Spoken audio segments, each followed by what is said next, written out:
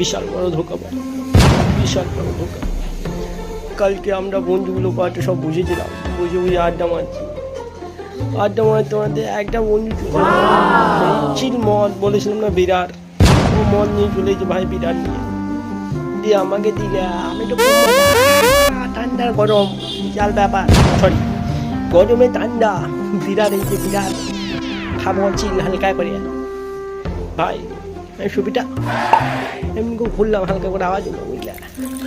ছবিটা খোলার পর আমি জানি আওয়াজ হয়েছে মানে একদম চম্পক মাল একদম একদম মা, কিন্তু ভাই খোলার পর আওয়াজ ঢোকার